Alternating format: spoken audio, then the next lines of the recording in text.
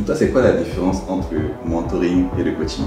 Moi, quand je parle de marketing à quelqu'un, je suis coach marketing. Donc, un mentor est quelqu'un qui est censé inspirer. Le coach n'a pas besoin d'inspirer. Comment est-ce que tu es arrivé à avoir cet amour pour le mentorat? J'ai un peu produit du mentorat. J'intègre un programme de management training chez Unilever dans lequel, honnêtement, pour moi, c'est le best du best. À partir du premier jour de travail, tu as des responsabilités et puis tu as un plan de carrière qui est très clair.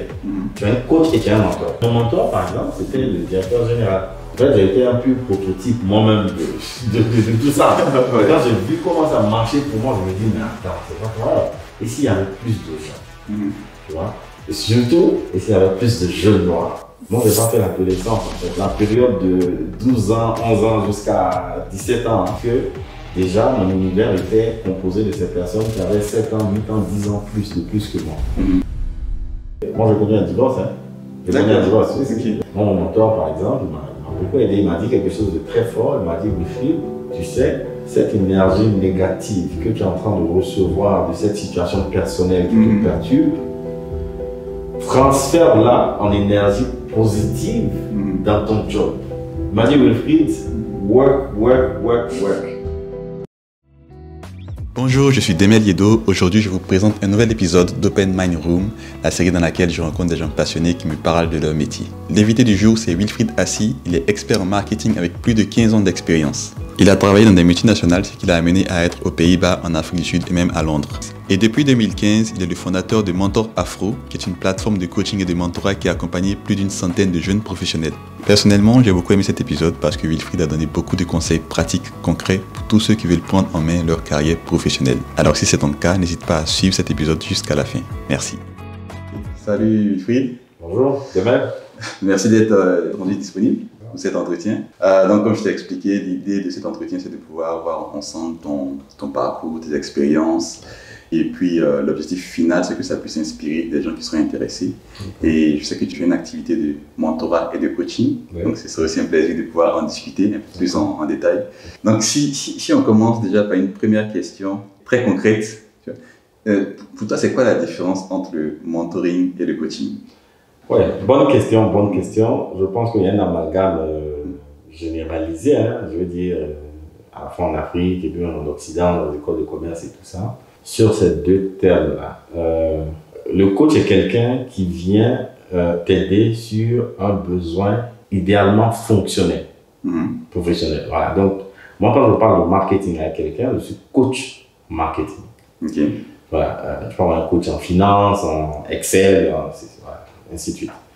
Et quand je suis plutôt en train de te parler d'avoir une vision, de savoir te challenger, sortir de ta zone de confort, je serai en train de faire du mentorat. Donc en fait, la façon pour moi d'expliquer la différence entre les deux, ce serait sur les types de compétences. En fait. Donc, quand on parle de compétences interpersonnelles, en général, ça sera le job du mentor. Et puis, tout ce qui est fonctionnel, il y a un job particulier, une fonction, ça sera surtout un coach. Et puis, une différence importante, c'est qu'un mentor est quelqu'un qui est censé inspirer. Le coach n'a pas besoin d'inspirer. Le coach, c'est quelqu'un qui, il est peut-être bon dans un domaine fonctionnel bien donné, et puis il partage l'expérience, il t'aide à être bien aussi, il transfère. Les deux font du transfert de compétences. Seulement que le mentor, pour que tu sois un mentor, il faut que toi-même, tu inspires. D'accord. Voilà, tu es quelqu'un qui fait preuve de leadership, ainsi de suite. Donc un mentor est quelqu'un qui va t'inspirer, qui va te booster, qui va aussi te challenger, qui va aussi, et ça c'est très important, partager l'expérience. Un coach n'est pas quelqu'un qui est censé partager l'expérience. Tu vois? Mais le mentor, c'est quelqu'un qui a du vécu, il a de l'expérience, et à travers cette expérience qu'il partage, tu pourras avoir des perspectives, et puis éviter de faire les mêmes erreurs, tu pourras aller plus vite, et ainsi de suite. Donc c'est comme ça que j'essaierai de différencier les deux. Le terme coach, par exemple, il vient c'est un terme anglo-saxon. Si on dit par exemple le coach de Chelsea, au moment où Didier Drogba était à Chelsea, José Mourinho apprenait à Didier Drogba à être un bon footballeur. Il était un coach qui l'aidait au niveau fonctionnel, au niveau de son job. Mais ce n'est pas José Mourinho qui est censé être la personne qui va souvent demander à Drogba est-ce que tu investis, Est-ce que tu as une vie équilibrée entre ton job de footballeur et puis ta famille, tu vois? Par exemple, quelqu'un qui passe via un divorce, le mentor peut-être va partager son expérience, expliquer comment ça a été difficile pour lui, comment il est sorti de là. Donc, il va t'inspirer. Voilà. Donc, ça doit aider au moins les gens à comprendre qu'il y a une petite différence. Honnêtement, il y a l'amalgame de façon générale, mais c'est comme ça que moi, c'est intéressant, c'est intéressant. Après, quand tu dis que le mentor doit inspirer, c'est indispensable, c'est important. On parle de quel type d'inspiration, par exemple? Moi, j'appellerais ça de l'inspiration positive.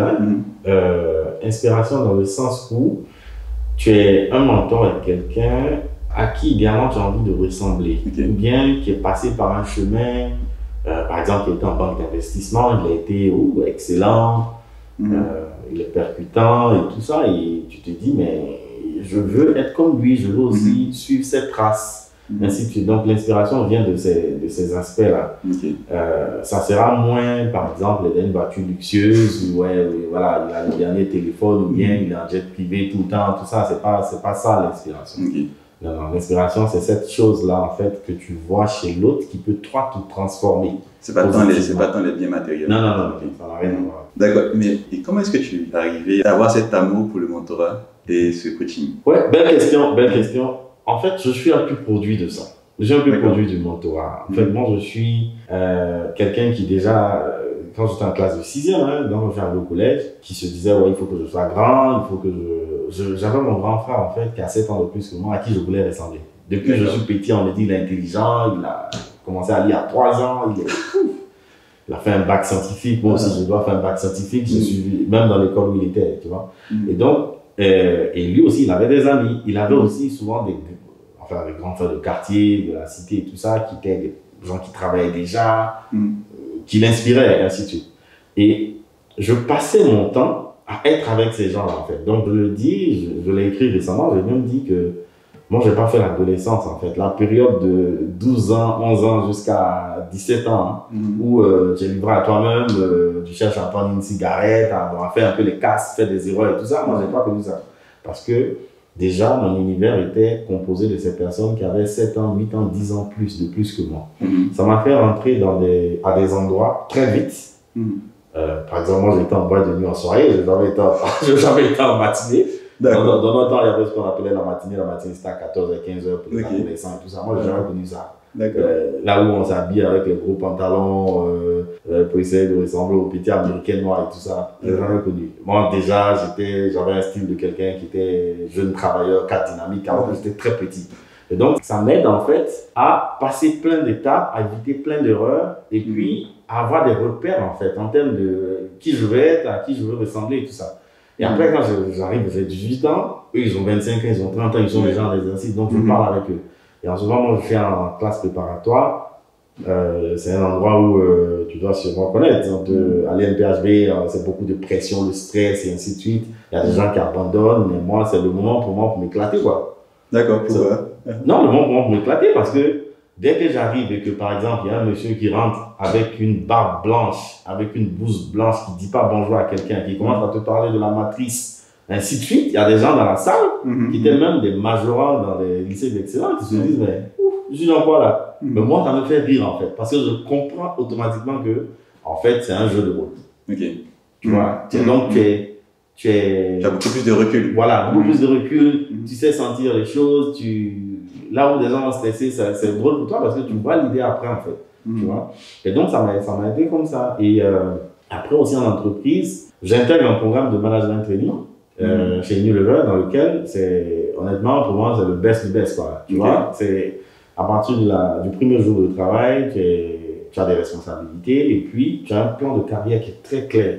Tu as un coach et tu as un mentor. Donc, mon coach, par exemple, c'était quelqu'un, un de mes aînés de l'ESCA, par coïncidence, qui était un chef de service senior. L'ESCA, l'ESCA qui est le mini HEC. Pour ceux qui se connaissent pas. Ouais, c'est un mini HEC de Côte d'Ivoire. l'ESCA, École supérieure de commerce d'Abidjan, qui a formé pas mal de cadres. Aujourd'hui, on a des ministres, on a pas mal de gens qui forment en marketing et puis en finance. Bon, on a les deux formations, hein, donc on a assez polyvalent. Donc, tu es un chef de produit, tu commences, tu peux comprendre un compte des résultats, tu peux, voilà. Ou bien tu es un financier, tu peux challenger le marketeur, ainsi de suite. Ça donne une longueur d'avance aussi, en fait. Tu vois. Donc, c'est très compétitif pour y arriver. Et puis, voilà. Donc, en fait, mon coach, il était chef de produit senior, mais il m'a appris à faire le job de marketeur. Mais mon mentor, par exemple, c'était le directeur général.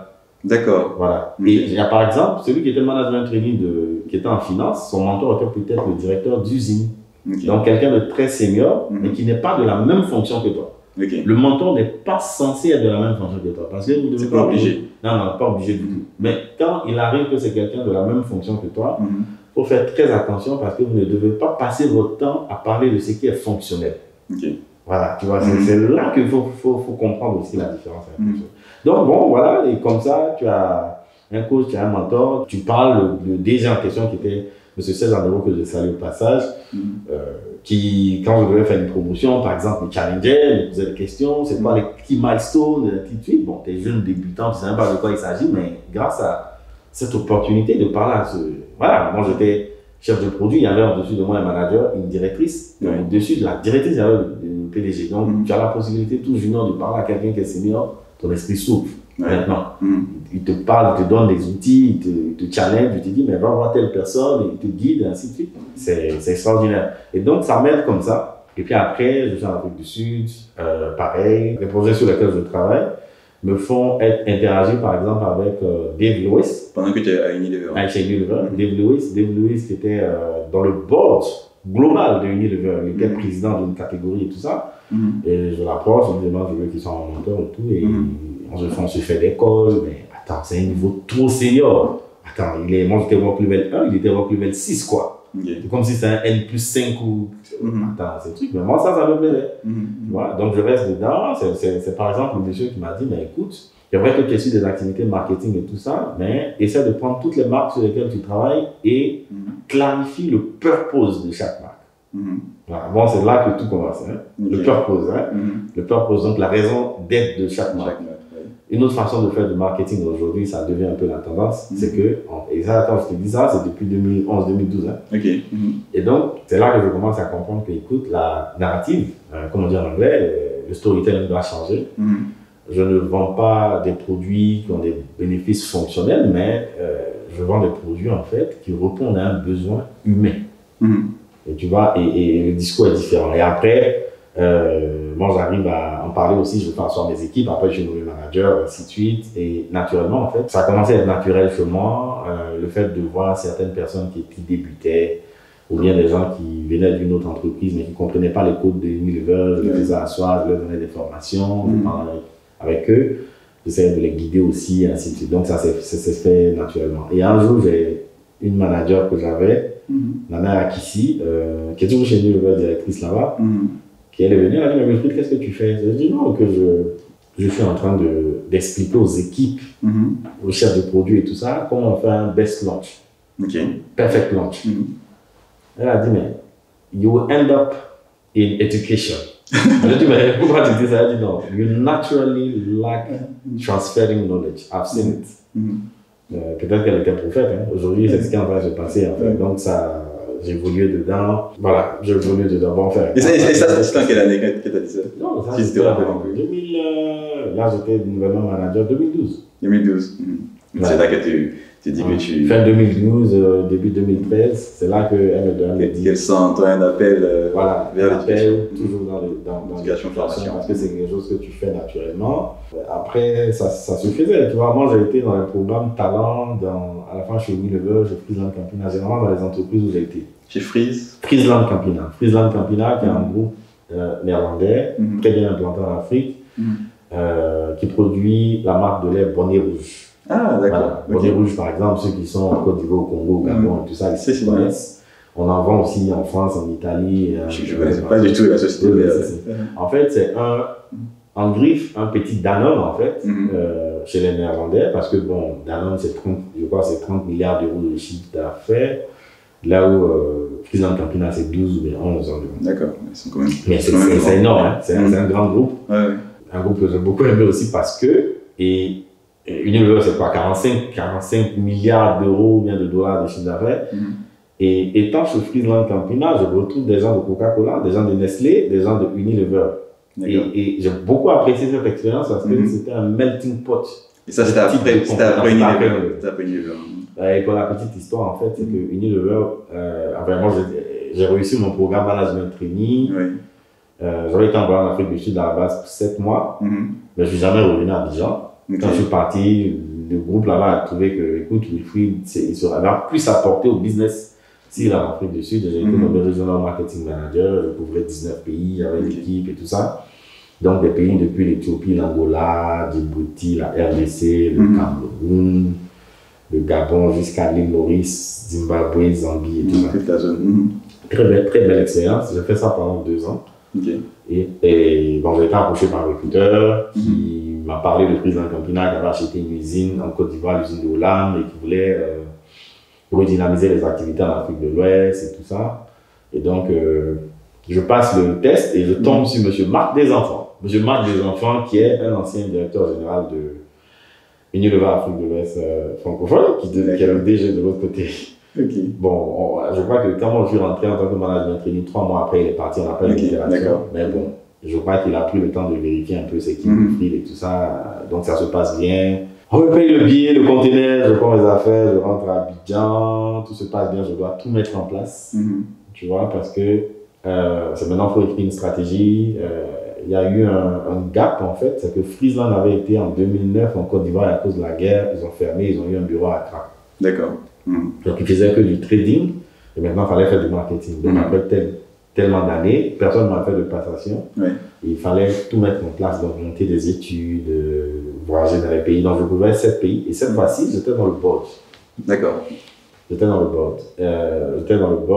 Je suis passé d'un business. Et là, tu avais tes 2 ans d'expérience de chez Unilever et tu as 2 ans en tant que manager. En tant que manager.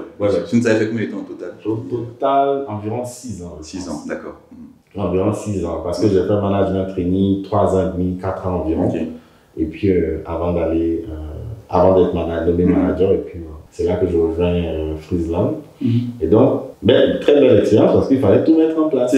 Tu vois? Et en fait, il y a quelque chose qu'il faut comprendre. Il y a des gens peut-être qui vont se dire, Wilfried, il passe d'un job à un autre, il bouge, il fait truc. En fait, je ne comprends pas les histoires d'années.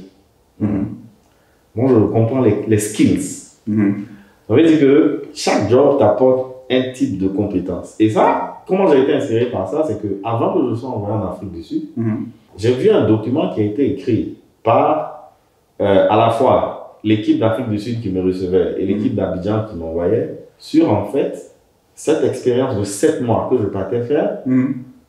Qu'est-ce que j'allais acquérir en termes de compétences et quelle était la vision que les gens avaient pour moi en termes de développement, ainsi de suite. Et il a fallu que Abidjan justifie pourquoi est-ce que c'est Wilfried qui part. Il fallait que l'Afrique du Sud aussi justifie en même temps au business pourquoi est-ce que c'est ce Wilfried là qu'on veut, quelles compétences on recherche. Et à la fin des 7 mois, quel est le Wilfried transformé pour moi? Et là, ça m'inspire. Je dis, mais attends, donc il y a des gens dans ce monde-là qui réfléchissent comme ça. Et donc, et si moi-même, à titre personnel, je m'impose cette discipline-là, ou pour chaque job, ou du moins pour chaque mission que je prends, je suis clair sur les compétences que je vais acquérir et puis vers où ça m'envoie. Et donc, c'est comme ça que je pense. Donc, pour moi, une compétence, un job t'apporte certaines compétences, tu te mets dessus, tu pratiques, tu te fais coacher, bon, avec un mentor et tout ça. Quand la compétence est acquise, tu t'assures d'être très confortable dedans. Juste 20 secondes avant qu'on ne continue cet entretien, je voulais vous remercier pour tout le soutien que vous apportez à cette chaîne. Nous avons passé la barre des 3000 abonnés et tout cela c'est grâce à vous et merci infiniment. Si vous n'êtes toujours pas abonné, je vous invite à le faire car cela améliorera les statistiques de la chaîne et me permettra également d'avoir plus de visibilité sur YouTube. Excuse-moi, par exemple sur les skills, tu vois, comment est-ce que tu sais si un skills te serait bénéfique pour plus tard? Peut-être qu'on aurait dû parler de ça plus tôt. Mais en fait, tout vient de la vision, de la personne que tu veux être dans 20 ans, dans 15 ans, dans un truc. Et moi, je vais le dire, pour moi, Wilfried, en fait, plus tard, Wilfried, c'est quelqu'un qui va Je ne cherche pas à être le CEO de Nestlé ou bien, non, c'est pas ce qui m'intéresse. Non, ce qui m'intéresse, c'est d'être quelqu'un qui peut accompagner, par exemple, des CEO de Nestlé, de la télé, de TF1 ou bien de toutes choses, afin de grandir leur business, avoir la croissance durable, et ainsi de suite. Et aussi, qui accompagne aussi des individus à réveiller leur potentiel. Tu vois? Pour moi, c'est un sacerdoce, tu vois, on dira que Jésus, sa mission, c'était d'apporter la bonne nouvelle. Même le prophète Mohammed aussi, paix et amour sur lui. Je sais que lui aussi, il avait son rôle, sa mission aussi, ainsi de suite. Et puis même Moïse. Moi, ma mission, c'est d'aider les gens à être meilleurs, en fait. Voilà, à être, bon, il y a des gens qui me disent être la meilleure version d'eux-mêmes. C'est dans ça que je me retrouve, c'est la chose que je fais sans avoir l'impression que je travaille, sans voir le temps passer. Et puis, c'est très gratifiant après de voir que tu arrives à transformer des gens. Moi, je mets un peu de témoignages, en fait, des gens que je suis et tout, sur les réseaux sociaux. Mais il y en a plein que je n'aime pas, en fait. Ou, par exemple, on t'écrit, on te dit, ah, vraiment que Dieu te bénisse, et ainsi de suite. Grâce à ton poste, j'ai gagné confiance en moi, j'ai pu peut-être avoir le courage d'approcher mon patron, j'ai commencé à être une personne assertive. Quand j'ai fait les feedbacks, mon patron ne se rendait même pas compte de la pression qu'il me mettait, mais aujourd'hui, il y a de meilleurs rapports, je vais être promu bientôt, ainsi de suite. Il n'y a rien de tel, hein. C'est mieux que de donner l'argent, donner des millions d'euros à quelqu'un. C'est très gratifiant, tu vois. Donc, en fin de la journée, c'est ça. Il faut avoir un impact positif. D'accord. Voir les résultats de ce que tu fais aussi. Ok. Donc, tiens, on revient sur ce que tu expliquais, sur l'idée de la manière dont tu voyais les skills que tu devais, que tu avais acquérir dans des expériences. Donc, c'est la vision. C'est la vision, c'est où tu vas d'abord. Oui. C'est où tu vas, et puis, en fonction de où tu vas, ça veut dire c'est qui tu veux être dans 5 ans, dans 10 ans, dans quoi que ce soit. Si tu dis que tu veux être un expert comptable, il y a un type de certification, enfin, je ne sais plus comment ça se passe là. Il y a des unités de valeur, je crois, que tu passes. Donc, il y a comme des grades, et ainsi de suite. Et donc, tu te mets à travailler sur une étape d'abord, après, au fur et à mesure, tu évolues. C'est pareil pour les cabinets d'audit. Je sais que peut-être tu viens assistant, après, tu vas devenir superviseur, après manager, ainsi de suite. Donc, il y a un chemin que tu suis, et chaque chemin, en fait, vient avec un type de skills. Ou du moins, ça dépend. Hein. Par exemple, au marketing, si je prends le marketing que je maîtrise bien, quand on dit le marketing, par exemple, il y a des compétences, il y a des skills, il y a des grands blocs de skills. On peut te dire, par exemple, savoir définir une stratégie et l'exécuter. On peut te parler de créer une communication. On peut te parler de tout ce qui est tracking et puis optimisation, et ainsi de suite. Donc, c'est de grands blocs au niveau marketing. Et puis, en fonction du niveau auquel tu es, il y a un niveau de compétence que tu es censé avoir. Par exemple, si je prends savoir définir une stratégie et puis l'exécuter, quand tu es un chef de produit, c'est pas à toi d'écrire une stratégie. Tu peux contribuer à la définition de la stratégie. Donc, tu as un niveau plus bas. Mais la personne qui définit, c'est même le directeur, le manager lui-même, il va proposer. C'est celui qui définit là un peu en haut, tu vois. Donc, il y a par exemple contribuer, il y a l'aspect proposé, il y a l'aspect défini, il y a l'aspect approuvé un peu en haut avec un VP, ainsi de suite. Et tout ça, ce sont des niveaux de skills en question en fonction desquels tu montes. Et donc, tu dis que par exemple, je veux être un VP marketing, un vice-président marketing ou un DG, je ne sais plus quoi. Pour chaque compétence, il y a un niveau qui est requis et tu es censé connaître ça. Et comment moi j'apprends et je comprends tout ça, c'est parce que dans le programme de management training, voilà, on nous fait ce qu'on appelle le skill gap analysis. Pour dire en français, ce sera un peu l'analyse des écarts de compétences. En fonction du job où tu es, il y a un niveau auquel tu es censé être pour chacune des compétences. On fait une évaluation, tu fais ton auto-évaluation toi-même. Ton patron aussi, il fait pour lui, vous croisez les choses. Et puis on voit les écarts. Et avec les écarts, on te met en place un plan de développement. Je parle beaucoup aussi de ça. Un plan de développement qui est monté sur la règle 70-20-10. 70% sur le job, 20% sur tout ce qui est relationnel, mentorat, coaching, parrain, ainsi de suite. Et puis seulement 10% sur ce qui est académique. Et je sais que dans l'environnement anglophone, les gens ne pensent pas trop comme ça. C'est beaucoup plus c'est quel diplôme, c'est quelle école tu as faite. Mais non, c'est pas ça la vérité. Hein. Non, non, non.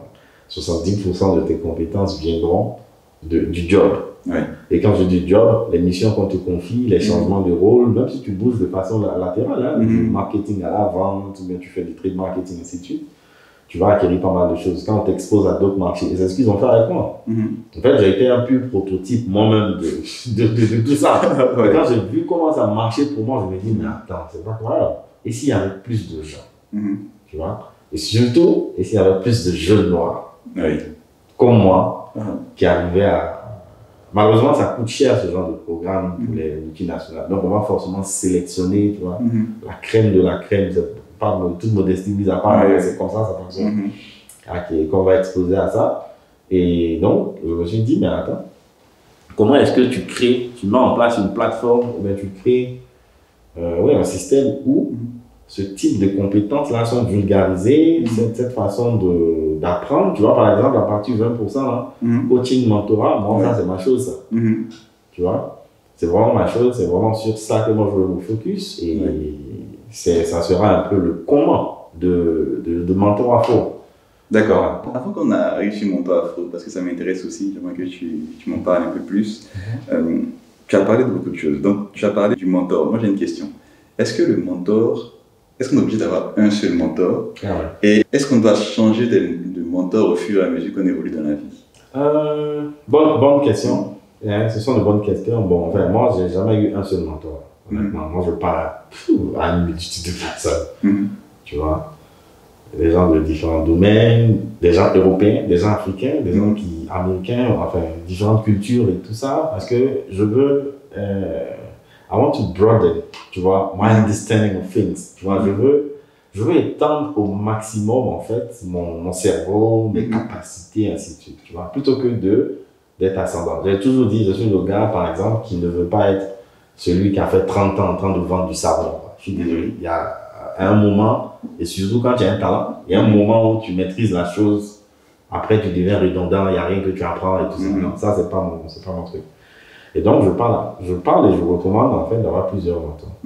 Tu vois, tu peux être quelqu'un qui va être en banque d'investissement. Tu peux avoir Wilfried Assis qui n'a pas fait banque d'investissement, qui n'a pas fait finance, comme mentor. Tu peux aussi prendre quelqu'un qui a été en banque d'investissement comme mentor. Mais fais attention, comme je dis, à ne pas passer le temps à faire le truc sur le job. Ce mentor qui a été en banque d'investissement va t'aider peut-être à te dire, mais écoute, mais voici un peu, il y a une période dans l'année où il y a les recrutements, ainsi de suite. Ça, Wilfried Assis ne pourra pas te dire, mais l'autre pourra te dire. Tu vois? Donc, souvent, c'est bon d'avoir différentes choses. Et puis, en fait, le principe, c'est d'avoir des perspectives. Donc, plus tu parles à différentes personnes, tu vois, en fait, différents angles d'une même situation, tu as différents avis, et puis ça te permet, toi, de faire tes choix. Chose importante, le mentor ne vient pas te dicter, il ne prescrit pas. Ça, c'est pas un médecin à qui tu viens dire, ouais, j'ai tel souci, et puis tu dis, oui, voici ce qu'il faut faire. Non, pas du tout. Je dis, non, moi j'ai déjà vécu ça, voici comment ça s'est passé pour moi. Voilà. Maintenant, c'est toi seul qui décide, tu vois. Et donc, il faut le faire. Maintenant, est-ce qu'il faut changer? Non, c'est à toi de voir. Dans un cadre formel de mentorat, idéalement, la relation, elle est productive sur 1 an. J'ai vu des entreprises de mettre mentor D, tout ça, des entreprises bien connues qui viennent et puis c'est une personne qui vient un jour qui parle et puis après on revoit. Basta. On ne se revoit plus, il n'y a pas un suivi. Non, ça c'est pas du mentorat. Non, vous êtes venu faire de l'inspiration. C'est pour ça que je dis, dans le mentorat, il y a l'inspiration, il y a la motivation, il y a le fait de booster la personne, il y a une continuité, il y a différents éléments des méthodes que tu utilises. Mais le jour où tu viens faire de l'inspiration, tu n'es pas un mentor. Il y a plein de gens qui savent très bien inspirer. Des gens aussi qui savent très bien booster. Ou bien qui savent très bien motiver, mais ce n'est pas des mentors. Tu vois? Donc en fait, il faut t'ouvrir, il faut avoir différentes personnes avec qui parler. Et l'idéal, c'est que ça dure sur une période, un moyen terme, quoi. Pour que tu puisses aussi analyser sur tes attentes et où tu es. Voilà. Et puis la chose aussi, c'est que le mentor n'est pas la personne avec qui tu parles tous les jours. Non, pas du tout. Parce que le principe, c'est de l'empowerment. Donc, quand vous parlez, idéalement, ce que je recommande, c'est 1 fois par trimestre. C'est aussi important ça, parce qu'on imagine que la personne que tu choisis comme mentor, c'est une personne qui est aussi très occupée, qui a beaucoup d'engagement. Et donc, il faudrait savoir quel est le temps que tu vas te consacrer pour ton projet. Oui, c'est ça. Chaque fois que tu dois réfléchir, tu ne vas pas parler au mentor. Non, pas du tout, c'est pas tout. Non, vous faites des points, vous voyez tout ça. La personne va t'inspirer, va te dire des choses et tout. Et puis, tu prends le temps de réfléchir. Regarde, par exemple, moi, j'ai un mentor qui a été mon ancien manager, Rabou. C'est un gourou du marketing et tout ça qui m'a beaucoup aidé. Quand je traversais. Moi, j'ai connu un divorce. J'ai connu un divorce, oui. J'ai connu un divorce. Je me suis marié très tôt. Tu vois, c'est la même erreur des gens de l'INP là qui pensent que le mariage c'est tick in the box. Ouais, bon, écoute, je finis les études, j'ai 24 ans, 25 ans. Donc, bon, j'ai un travail, j'ai une belle carrière devant, donc il me faut une femme. Il faut que je fasse des enfants. Non, c'est un mariage, c'est pas un projet comme ça. Tu vois, et donc, quand tu es dans cet état d'esprit, la première personne que tu vois qui te présente une certaine envie ou bien une aspiration aussi à être dans un ménage, tu sautes dedans, mais souvent vous ne connaissez même pas et tout ça. Si vous n'avez pas la même façon de communiquer ou bien vous n'êtes pas conscient de ce qu'il y a différentes façons de communiquer, vous deux, et pouvoir parler le langage de l'autre, il y a des clashs qui arrivent et après ça passe pas. Donc, mon mentor, par exemple, il m'a beaucoup aidé. Il m'a dit quelque chose de très fort. Il m'a dit, Wilfried, tu sais, ce que tu vis, il y a des gens, j'aurais quoi, 25 ans, je pense, ou 28. Il m'a dit, il y a des gens qui ont peut-être 50 ans, qui sont plus âgés que toi, qui vivent ça, mais qui n'arrivent pas à supporter et qui se mettent dans l'alcool, il y a d'autres, la drogue, il y a des choses pas nettes, en fait. Et moi, ce que je te recommande, en fait, c'est que cette énergie négative que tu es en train de recevoir de cette situation personnelle qui te perturbe, transfère-la en énergie positive dans ton job. Il m'a dit, Wilfried, work. Et tu verras que à la fin de la journée, ça va forcément venir comme un bénéfice pour toi. Et c'est ce que j'ai fait. On disait que j'étais workaholic. Moi, les gens qui en Afrique du Sud, ils verront souvent cette vidéo, ils diront, quand les gens ils ouvrent leur mail à 8h, Wilfried assis, des mails de 3h du matin, de 2h du matin, les gens disent, mais le gars dort pas, quoi. Et en fait, j'étais devenu comme une machine, en fait. C'est que j'étais sur tous les sujets. Et en fait, j'ai compris quelque chose, c'est que, et ça, c'est un autre, quelqu'un qui a été mon mentor aussi, c'est un de mes aînés de l'ESCA aussi. Aujourd'hui, il est DG d'Anam, que je salue au passage, et aux Béton. Lui, il était un jeune qui a été à Abidjan, et puis je crois qu'il était au Sénégal chez lui. Il a tellement bien percuté. Après, il s'est retrouvé au niveau du siège Afrique, il était au Kenya et tout ça. Et une fois, il est venu à Abidjan, je lui ai demandé, mais comment on fait pour faire ça? Et il m'a dit, Wilfried, tu sais, choisis des choses, en fait, dans ta façon de travailler, sur lesquelles tu ne compromets pas du tout. D'accord. Il dit, je ne te donne pas de détails, mais toi-même fais les choses. Et ça m'a aidé, c'était une phrase très forte. Et donc, je me suis assis, je dis, ok, Wilfried, on ne doit pas le relancer sur le travail. Pas du tout. On me demande quelque chose lundi, je m'assure d'envoyer avant le truc. Après, je dis quoi? Je dis, Wilfried, il va essayer de faire plus que ce qu'on attend de lui. On me dit, fais 1000 tonnes, moi je me bats pour 1500. Quand je rate, je fais à 1200. Je dis, ouais, performance exceptionnelle. Et moi, j'ai un cas comme ça. Tu sais, avant d'être nommé manager chez Unilever et que l'Afrique du Sud a dit non, Wilfried ne retourne pas et tout ça, j'ai été récupéré par celui qui est devenu mon mentor après, donc le VP marketing, qui m'a dit, écoute Wilfried, le business estime que tu es bon de façon opérationnelle. Je veux renforcer un peu le côté stratégique. Donc du coup, je t'envoie dans un endroit chaotique. Quand tu réussis, je te donne. Okay. Donc il m'a balancé au Nigeria. Bon, travailler sur un projet de développement durable, et c'était à lui que je reportais. Il était vice-président, donc N+4. On a commencé un truc. C'était vraiment bien et tout ça. Après, il m'a confié un projet, et c'est là que je viens sur le sujet. Une campagne de lavage des mains en Afrique. Et parce que j'étais dans l'équipe centrale marketing maintenant. Et il m'a dit, en ce moment, la stratégie, c'était Ghana, Nigeria, Kenya, Afrique du Sud. Voici les 4 pays. Il me dit, Wilfried, donc cette année, pour ce programme de lavage des mains, voici les 4 pays où il faut les faire, et on veut toucher 2 millions d'enfants, et ainsi de suite. Il faut que 60% des employés de Unilever en Afrique sortent le jour, donc le 12 octobre 2012, pour apprendre aux enfants à laver les mains et tout ça. Je dis, mais Raoul, ça c'est pas l'Afrique. Et moi je suis très patriote, très varié en plus. Je dis, mais non, pas mon pays dedans. Ça m'embête. Tu vois, et donc, le gars me dit, mais Wilfried, c'est ça la stratégie. Je dis, Raoul, donne-moi le challenge. Je vais faire plus que ça. Il me dit, bon, écoute, moi je te parle, tu n'as pas envie d'écouter, ok, je te regarde. Tu vois, et donc, j'y vais. Donc là, j'ai fait preuve de quelque chose qu'on appelle l'intelligence collective. J'appelle une management training comme moi qui est au Ghana, qui était à Dubaï, elle était aux ressources humaines, Fiona, Anthony Fiona, que je salue au passage, à qui je demande en fait les contacts de tous les management training de l'Afrique. Les mails. On m'envoie le mail. Je fais un mail à eux tous. Je les invite dans un call. Écoutez, je suis Wilfried, je suis en train de sortir le programme. Je suis presque à la fin, je reporte à Rabou. Rabou, tout le monde le connaît, hein, c'est le VP marketing, mais enfin, quand tu parles à quelqu'un au Zimbabwe ou bien en Ouganda, partout, je suis en train de faire un truc pour Rabou. En fait, il est partout en même temps. Donc, du coup, il y a le crédit du monsieur qui m'aide. Et donc, je leur vends l'idée. Je dis, vous êtes de nouveau management trainee, j'ai fait le programme comme vous, je crée le lien, la connexion, donc il y a une certaine familiarité qui s'installe. Vous n'êtes pas des employés comme tout autre. Vous êtes des gens super intelligents et tout ça. Et comme moi, je l'ai été avec les équipes avec qui j'ai commencé aussi, je sais que partout où vous êtes, vous voulez avoir de l'impact. Voici un projet qui va vous permettre d'avoir de l'impact. La campagne globale de lavage des mains qu'on doit déployer. Initialement, on m'a demandé de faire dans ces pays-là. Donc, la plupart de vos pays n'étaient pas dedans. J'ai lutté pour prendre sur moi de dire non, on va faire aussi dans vos pays. Donc, voici le guide, et ainsi de suite. Maintenant, comment est-ce qu'on va travailler? Je vais vous, toutes les semaines, on va faire un catch-up, une réunion pour passer en revue ce que vous avez prévu, et ainsi de suite. Vous êtes jeune, vous êtes dynamique, vous avez les autres jeunes diplômés que vous pouvez mettre carrément dans le programme et tout ça, pour qu'on fasse la différence dans ce business. Tu vois? Et donc, je les inspire. Et voilà, on commence à travailler, on commence à faire les réunions, et ainsi de suite. Et finalement, on déploie le programme, au lieu de 4 pays, on le déploie dans 11 pays. Au lieu de toucher 2 millions d'enfants, on arrive à en toucher 6,4 millions en Afrique. Au lieu que ce soit 60% des employés qui sortent, on a eu plus de 80%. Je crois qu'en termes de PR, relations publiques, j'ai dépensé peut-être 70 000 € dans les pays, mais on a eu ce qu'on appelle le generated PR. Donc, c'est du earned media. Donc, parce qu'il y a des journaux qu'on relaie, ainsi de suite, dans les différents pays, donc de la valeur du double. Dans certains pays, on a eu des premières dames, des ministres et tout ça qui sont sortis dans le programme, ainsi de suite.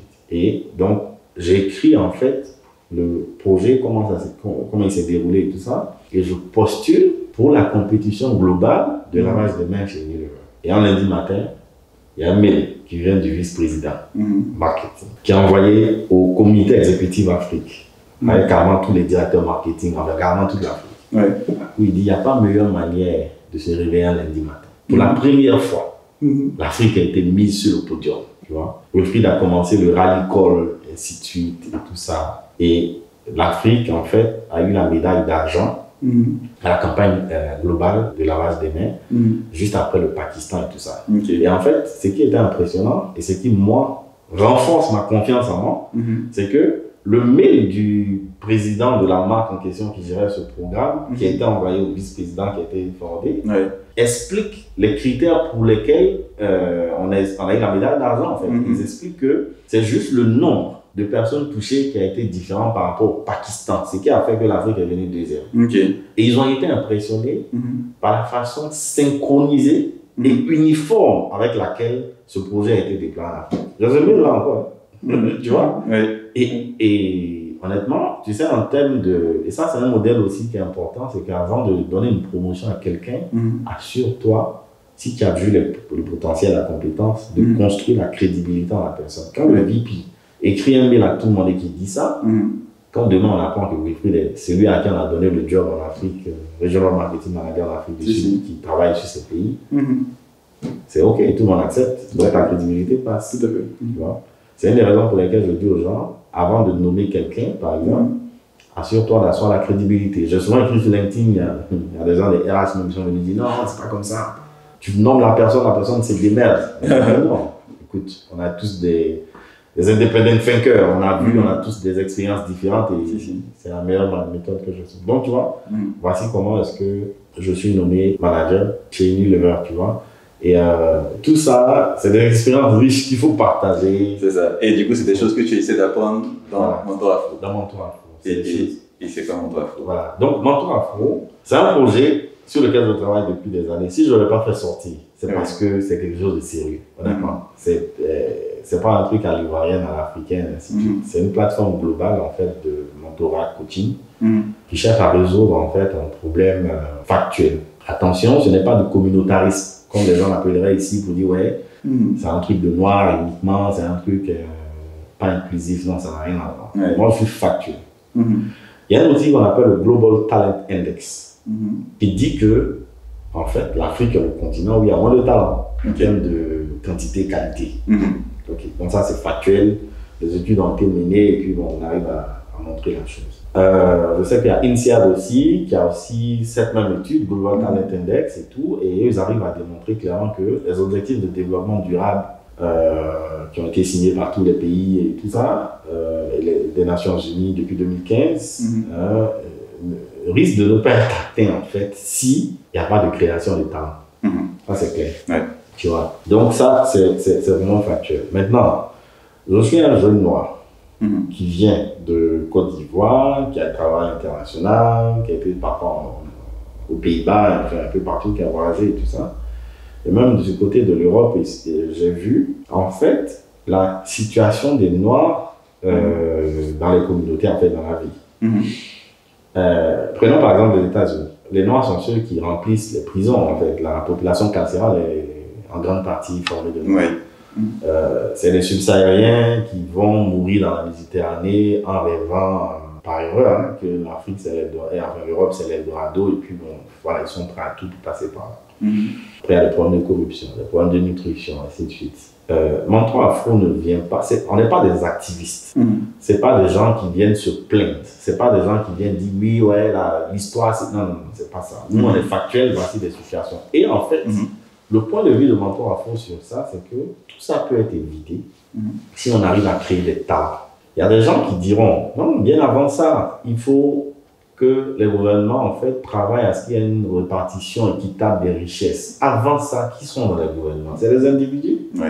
Quand il y a un président, quelqu'un a un talent, c'est quelqu'un qui porte à la fois soft skills, hard skills et puis valeur. Donc, ça évite les choses. Donc, il ne faut pas mettre la charrue avant le bœuf. Moi, je dis, créons des talents dans les générations futures. Tous ces problèmes vont changer parce qu'en tant que noir, moi, ça me dérange.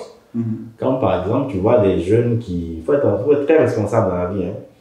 Les jeunes noirs qui viennent de façon illégale, qui passent par Lampedusa ou ainsi de suite, qui arrivent en Italie ou même qui se retrouvent en France, en Allemagne, un peu partout, mais ils viennent désorganiser les budgets des Européens. Quand on construit une ville, par exemple, on dit par exemple, il y a 500 000 habitants, il y a un nombre d'écoles, de services sociaux, de bus, d'hôpitaux et tout ça. Et puis un matin, on ne s'attend pas, mais on a plein de gens.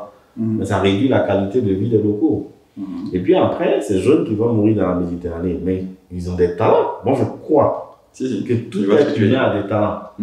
Mais tout ça est caché par ce truc abstrait de l'Eldorado. Tu vois, ça me dérange en fait que... en fait, ils viennent, ils désorganisent en fait les budgets, ils réduisent la qualité de vie des locaux, et ainsi de suite. Et je disais que ces jeunes qui vont mourir dans la Méditerranée, c'est des gens qui ont forcément un talent. Enfin, bien qu'ils ont un potentiel talent, tu vois. Et le vrai talent, il ne va pas mourir dans la Méditerranée. Le talent identifié qui est développé, et ainsi de suite, il ne mourrait pas. Voilà. Il développe sur place. Voilà. L'Afrique a besoin de toutes ces têtes, a besoin de toutes ces compétences-là, en fait, pour pouvoir sortir du sous-développement, ainsi de suite. Et donc, de façon responsable, il faut reconnaître que c'est un problème aussi qui est créé. Donc, en fait, les Noirs sont à la fois la cause, ou bien ils sont aussi... Bon, si on retourne derrière, on va accuser d'autres personnes. Mais moi, je ne suis pas dans ça. Moi, je regarde nous-mêmes et puis je dis, bon, ils sont à la fois la cause et puis aussi, ils souffrent aussi de certains problèmes, ainsi de suite. Que je pense, si on arrive à, dans le temps, à en faire des talents, c'est des problèmes qui vont être résolus. Maintenant, il y a une chose que je veux dire. Tout le monde ne le sait pas, mais en 2100, un humain sur 3 sera africain. Rajoute à ce chiffre-là tous les Noirs de la diaspora. Aujourd'hui, toi et moi, on a Paris, tous ceux qui sont afro-américains, ainsi de suite. Tu auras bien plus qu'un humain sur 3 de personnes qui seront noires. Et quelle est la situation de Nord aujourd'hui dans le monde? Il y a des problèmes d'inclusion, dans le domaine professionnel, en Europe, aux États-Unis, un peu partout, il y a plein de soucis. La vision de Mentor Afro, c'est qu'en 2100, et donc là, tu es en train de comprendre que le job de Mentor Afro, c'est même pas moi qui ai le fait. C'est des générations futures. Mais je n'ai pas les terminer. Je suis en train de mettre la graine, en fait. Tu vois? C'est que quand on se retrouve en 2100, on n'est pas plus d'un tiers de la population mondiale de personnes qui sont des éternels assistés. Des gens à qui on dit qu'il faut donner des aides au développement, pas du tout, ainsi de suite. Il ne faudrait pas que ce soit des gens, parce que tu vois, les prisons aux États-Unis qui sont bondées de population noire, là, en 2100, si on ne commence pas maintenant à travailler dessus pour éviter ça, le nombre va être multiplié par 10. Hein. Donc le taux de criminalité, c'est dommage de le dire, mais c'est mes prévisions.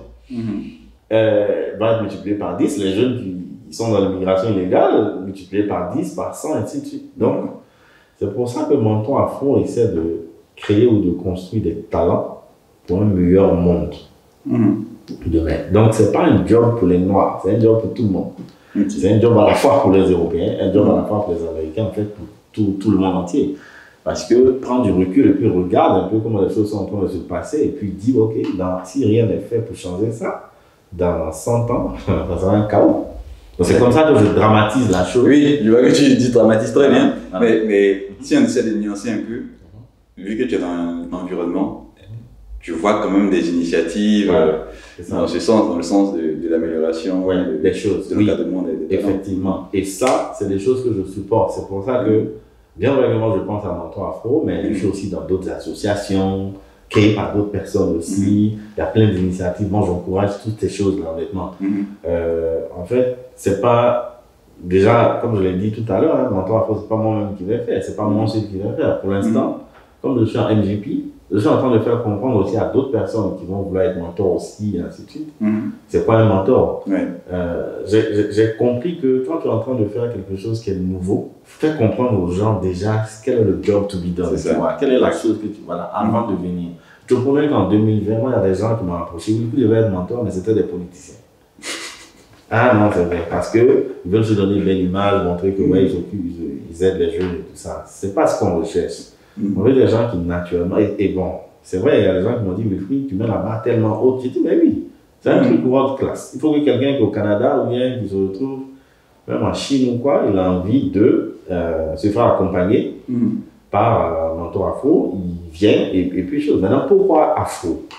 Pourquoi Afro? Parce que on peut se dire, mais c'est un truc uniquement pour les Noirs, mais non, pas du tout. Je peux être un blanc, un chinois ou quoi, mais qui, par exemple, veut venir travailler en Afrique, et je préfère me choisir un mentor africain, tu vois, qui est quelqu'un aussi qui a une expérience internationale, donc une ouverture d'esprit, qui est inclusif, qui ne va pas dire, écoute, moi, telle religion, telle orientation sexuelle ou quoi que ce soit, moi, non, pas du tout. Donc, je parle comme ça des critères de qui peut être mentor dans le truc. Donc, une ouverture d'esprit, une ouverture sur l'international, et tout ça. Donc, chinois avec qu'un Gaulois, et puis tu dis, ouais, non, je préfère parler à quelqu'un comme Wilfried, qui a travaillé en Côte d'Ivoire, qui a travaillé au Nigeria, en Afrique du Sud, qui comprend aussi les codes locaux de comment est-ce que tu emmènes l'équipe à la performance, à l'excellence et tout ça, plutôt que je prends quelqu'un qui est Gaulois comme moi, qui vient d'une zone quelque part en France ici, mais qui ne connaît rien de l'Afrique.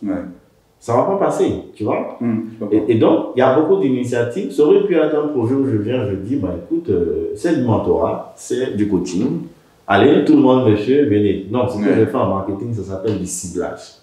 C'est que dans toute cette population, je vais identifier un problème bien donné et aussi qui me touche à titre personnel, tu vois, parce que je viens de cette communauté de Noirs aussi qui truc. Et puis, autre chose, c'est que moi, j'ai un jeune Noir qui vient d'Abidjan, qui a fait Treichville, qui a grandi à la cité Ferrand après à Treichville, après qui va à l'NPSB, qui fait SK, après qui se retrouve en Afrique du Sud, qui tourne ici, qui se retrouve en Hollande, qui se retrouve dans des salles où souvent il est le seul Noir, tu vois, à des programmes de talent, à des choses et tout. Et je me dis, mais attends, comment est-ce qu'on peut faire pour qu'il y ait plus, on soit beaucoup plus représenté, tu vois. Et parce que c'est possible, hein. Il y a plein de gens qui sont là, qui sont capables aussi de mais bien sûr, bien sûr. Donc, bien sûr. Parce que même moi, quand je suis rentré à HEC, je te l'ai dit, on était que trois Africains. Je sais Paris. Et quand j'ai commencé les cours, je me disais que, mince, je connais pas mal de personnes qui sont en Côte d'Ivoire, qui ont également les possibilités, les compétences d'être là et de faire encore mieux que ce que j'ai fait. C'est ça. Et bon, je ne peux pas faire plus, mais j'étais un peu peiné de constater cela. Non, mais déjà, tu fais bien, tu vois, avec les podcasts, avec ce que tu fais, il y a des gens qui voient, voilà, un jeune Ivoirien qui se retrouve en France qui fait ça, c'est top, les gens vont te voir. Et aujourd'hui, c'est tout l'avantage des réseaux sociaux. qui permettent en fait de partager, tu vois. Et donc, tu fais déjà bien. Maintenant, en fait, multipliant ces initiatives, chacun à son niveau, de la façon qu'il voit et tout ça. Mais je suis quand même optimiste, tu vois, parce que moi, c'était quoi? C'était en 2014 que je rentrais, et depuis, il y a eu beaucoup de choses qui sont faites en Côte d'Ivoire, notamment à GNPHB. Il y a eu beaucoup de partenariats qui sont passés. Oui, je vois. Et aujourd'hui, il y a beaucoup de il y a des dizaines. Si. Non, le DG actuel, il est juste comme ça, il est top. Honnêtement, je ne le connais pas personnellement, mais honnêtement, le travail qui est en train d'être fait est extraordinaire. Il faut créer cette ouverture sur le monde et puis donner aux gens les aptitudes world class parce que c'est possible. Honnêtement, que ce soit Ivoirien, Camerounais, Gabon, on s'est tous retrouvés souvent à l'international, c'est ça. Les gens ont les compétences. Il faut créer, il faut donner justice, il faut qu'ils aient accès à l'information. Il faut qu'ils sachent aussi que c'est possible, il faut qu'ils soient inspirés. Tu vois, par exemple, on a eu pas mal, il y a des Noirs qui sont bien excellents. Bon, Barack Obama, on a notre Tidiane, on a Lewis Hamilton, et puis Serena Williams, et ainsi de suite. Mais il y a combien de ces gens en fait? Et puis, c'est des gens qui font que de l'inspiration. Ils font que de l'inspiration. Je ne suis pas en train de critiquer, je suis juste en train de constater. C'est que quand tu vois l'histoire de Barack Obama, tu es inspiré. Tidiane, c'est pareil, ainsi de suite. Mais ce que je pense qu'il manque, c'est un mécanisme qui est en place qui permet qu'il y ait, en plus de l'inspiration, de la motivation, du partage de compétences, partage de valeurs, et ainsi de suite. Et c'est ce que Mentor Afro essaie de faire. Tu vois? Et puis même, voilà, pendant que moi je pense à Mentor Afro, je lève la tête et puis je vois. Un jour, je vois un post qui montre en fait les CEO de la plupart des Fortune 500. Et puis des GAFAM, Google, et ainsi de suite, où tu vois plein d'Indiens. Plein d'Indiens, exactement. Ouais. Bon, maintenant, chez nous, le ragoût dont je t'ai parlé, c'était un Indien. La plupart des grosses têtes dans les grands groupes, c'est eux que tu vois.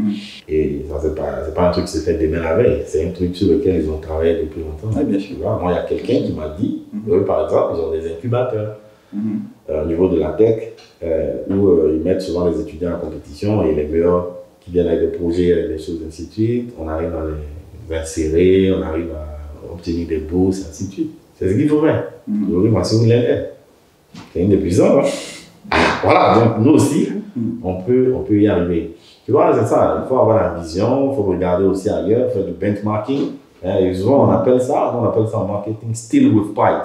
Regarde aussi ce que les autres font, et puis tu te dis, mais écoute, je peux prendre et puis aussi avoir de l'impact, et puis faire quelque chose qui est bien. Tout à fait. Donc, Wilfried, quelles sont tes inspirations? Mes inspirations, donc... T'as dit quelles sont, en termes de personnes, quelles sont les personnes qui t'inspirent, qui ne sont pas forcément tes mentors aujourd'hui? Oui, moi, la première... citer trois, par exemple. Bon, la première personne qui m'a inspiré, c'est ma mère. Il n'y a pas quelqu'un d'autre, c'est quelqu'un qui, un matin, elle a dit, bon, à l'école, tout ça, et puis bon, elle s'est mise toute seule. Elle a commencé par le bas de l'échelle, elle a fait la coiffure, après elle était distributrice elle est toujours même d'ailleurs de Vlisco. Par coïncidence, j'ai été chez Vlisco aussi, après elle était très fière, tu vois. Une femme qui travaille, et puis vraiment qui a des valeurs, quoi. Honnêtement, en termes de... C'est la femme qui dit, il faut respecter l'argent, tu vois. J'ai jamais vu ma mère dans des problèmes de trucs, quoi, tu vois. Et donc, ça a été ma première inspiration, tu vois. Bon, aujourd'hui, j'ai dit aussi mon père. Mon père, parce que mon père, lui, vit encore, il est à Londres et tout. Moi, je n'ai pas grandi avec lui, mais c'est quelqu'un. Après, je l'ai retrouvé à Londres quand j'ai vécu avec lui et tout ça. Depuis que j'étais petit, on me disait, bah, toi, ton papa, c'est quelqu'un qui n'a jamais échoué à une seule interview. Tu vois. Quand je suis allé à Londres, je l'ai vu, bon, super intello et tout ça. Toujours à la retraite. Donc, tu vois, c'est des petits messages que tu vois, ton grand frère super intelligent, après il fait l'ENA, DAF de ministère et tout ça. Tu vois, tu es dans un environnement, tes repères, ben, tout ce que tu entends, tout ce que tu vois, c'est travail, c'est valeur, c'est dépassement de soi, ainsi de suite. Donc, ça te conditionne, tu vois. Donc, tu as ça. Maintenant, bon, après, aujourd'hui, par exemple, il y a quelqu'un, bon, pas que je suis régulièrement, quoi que ce soit, souvent je tombe sur ses vidéos et tout ça, c'est Simon Sinek. Voilà, Simon Sinek est très percutant en termes de leadership. C'est un Américain, c'est un Anglais. Il doit être anglais. Et tout ça, il est vraiment top en termes de leadership. Quand je vois les choses qu'il écrit, les choses qu'il dit, c'est vraiment top. Donc ça sera lui. Et puis bon, bien évidemment, on a notre Tidiane, tu vois, parce qu'il y a le côté patriote qui est là, c'est le modèle par excellence, tu vois. Et moi, dans Mentor Afro, il y aura forcément différents niveaux de mentor. Et il y a un profil de mentor de la carrure de Tidiane Thiam qu'il faudra qu'on a aussi dans Mentor Afro. Je les appelle des platiniums, en fait. C'est des gens qui ont pu, au niveau global, en fait, asseoir leur crédibilité, inspirer tout ça. Et en même temps, il y a une chose qui est importante. Tidiane Thiam, tu ne le mets pas en relation avec quelqu'un qui vient de sortir du master. Non. Un jour, il peut animer une conférence et puis ça passe. Mais s'il doit avoir quelqu'un à qui il parle régulièrement, ça serait quelqu'un dont je n'ai pas envie de citer de nom pour l'instant, on ne peut pas tout dévoiler, mais je veux dire, quelqu'un qui a de l'impact, peut-être au niveau sous-régional, au niveau africain, ainsi de suite, qui pourra tirer vers le haut, tu vois, qui va booster aussi, motiver, faire challenger, ainsi de suite. Et ça va jusqu'en bas. Et puis, bon, quelqu'un qui est jusqu'à 10 ans d'expérience, bon, c'est pas forcément les années où on va regarder, ou bien même peut-être un peu plus de 5 ans, tout ça, pourra parler à quelqu'un qui vient de finir son master, qui cherche comment s'orienter et tout le reste. Moi, j'ai 15 ans. Bon, moi, je peux en prendre, mais ça ne sera pas le gros de ce que je vais faire. Parce qu'il y a de nouvelles tendances, il y a de nouvelles réalités. Ça fait 15 ans, moi, j'ai fini le master, bon, pré-master. Je ne peux pas venir te dire.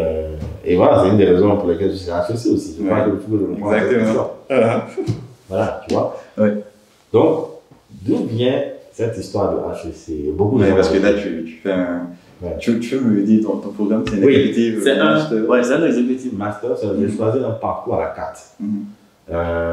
Tu sais, il faut se connaître. Il ne faut pas être dans les effets de mots de publicité. Nous, depuis, on est à l'école, à l'ESCA, on nous dit, ouais, après, bon, tu peux faire un executive MBA parce qu'on en a plein, on va à HEC, tout ça. Donc, tu as ça en tête, et puis je lui ai dit, ouais, il faut qu'à un moment je fasse la chose. Ça, c'est bon, mais bon. À un moment, tu t'assois. Et rappelle-toi de l'outil là en question, l'outil d'analyse des écarts en termes de compétences. Il faut que chacun sache faire ce truc et puis pouvoir à un moment t'asseoir et puis se poser des questions. Par rapport à où je vais aujourd'hui, aussi avec les changements qu'il y a, les nouvelles tendances et tout ça, qu'est-ce qui me manque un peu? Tu vois? Moi, j'ai déjà fait des problématiques de leadership. Je suis prof de leadership à l'université de Cocody, Master 2. Je me développe aussi, je mets à jour mon contenu, je fais des choses et tout. Mais je suis déjà dans la chose. Donc, ça va sur ce côté. Quoique, s'il y a toujours des choses de leadership, je pourrais aussi essayer d'apprendre. Il y a peut-être de nouvelles choses, des choses que je ne sais pas. Donc, le leader même est censé être ouvert d'esprit. Voilà. Et donc, j'ai fait le marketing de façon, j'ai envie de dire, traditionnelle. Parce que 2008-2009, chez Unilever Management Training, honnêtement, toute modestie mise à part, j'ai vu différentes problématiques, tu vois, et puis différentes catégories de produits, et ainsi de suite. Après, produits laitiers, après j'étais dans les médias, digital, après banque, tu vois, un peu récemment, textile, luxe et tout ça. Tout ça, bien évidemment, ça s'inscrit dans mon profil, hein, parce que où je veux parler à différents business. Je veux parler avec un banquier, je peux parler à un DG de banquier, je peux lui dire comment il optimise sa banque, comment est-ce qu'il fait le chiffre et tout ça. Si j'étais un gars qui vendait le savon toujours chez lui, je n'aurais pas pu faire ça en fait. Tu vois, aujourd'hui, il y a des endroits où je peux pas parler. Donc ça dépend de où tu vas. Et donc, aujourd'hui, on est à l'ère du marketing, j'ai envie de dire 3.0, 4.0. Tu vois, exactement. Il faut mettre à jour ses compétences. Tu vois, et sa compréhension de certains sujets, tout ça. Donc ça, c'était un besoin que j'avais. Et en même temps, je passe par ton canal pour dire à tous ces autres aussi, comme moi, qui ont fait marketing de vieillerie, là, de se mettre à jour, c'est important. Si tu n'as pas envie d'être obsolète, il y a des gens qui ne sont pas ambitieux, tu ne peux pas forcer quelqu'un. Tu vois, donc, il y avait ça. Un deuxième élément, c'est que, tu vois, Mentor Afro est un projet tellement important, ce sera une plateforme globale. Comme j'ai dit tout à l'heure, c'est pas pour me jouer un peu les trucs, hein, pour dire, quand j'ai dit par exemple, c'est pas un truc à l'ivoirien, africain, tout ce qui vient de Côte d'Ivoire peut être world class et tout ça, pas de souci. Mais en fait, en ce moment, je veux faire quelque chose de world class. World class qui est correct et tout. Donc j'avais besoin en fait, et aussi, puisque je suis dans la transmission, j'avais besoin de me retrouver dans un cadre aussi académique. Pour me faire challenger par rapport à ce projet. Et tu vois, tous les aspects de ces mentors afro, tu parles de afro-excellence, ainsi de suite, ainsi de suite. Et puis, on est dans un cadre aussi qui est carrément pas forcément africain, noir, et puis voir aussi comment est-ce qu'on perçoit les choses. Pour se faire challenger, pour, tu vois, mettre le truc à 360 degrés, en fait. Et c'est comme ça que j'ai besoin aussi d'être dans une business school. Où, par exemple, et puis la meilleure, hein, c'est HEC. Hein. Donc, je me retrouve là pour l'executive master, j'écris ma thèse sur le projet. Voilà, et donc ça va me permettre de me faire challenger. Bon, aujourd'hui, par exemple, par rapport. Et c'est un parcours à la carte, en fait. Donc, j'ai un certificat marketing digital, il y en a un autre sur l'aspect general management. C'est important parce que, honnêtement, j'ai fait le marketing in and out, j'ai tourné dans tous les sens, j'ai fait ESG récemment. Bon, là encore, je dois peut-être avancer un peu plus dessus, mais en clair, pour moi, si on devrait dire dans un environnement corporate normal, quel devrait être un next step, honnêtement, donne-moi un business, je vais être DG, je vais gérer la chose. On va s'emmerder, tu comprends? Voilà, parce que Wilfried a fait le marketing, toute la partie de comment leader une équipe, amener une équipe à un succès, c'est quelque chose que je fais naturellement, je le fais. Wilfried te monte un PNL, il te le descend. Dans mon programme récent, je n'ai pas demandé une seule chose à un financier, c'est moi-même qui monte les business case. Tu vois? C'est VSK, où il y a le marketing et finance. Et puis après aussi, je m'intéresse à tout ce qui est financier. Je comprends que le marketeur ne va pas juste venir dépenser les sous, mais il doit le faire de façon profitable. Tu vois? Donc, PNL, tout ce qui est financier, balance sheet et tout ça, je comprends le truc. Et donc, j'ai choisi un certificat aussi en General Management.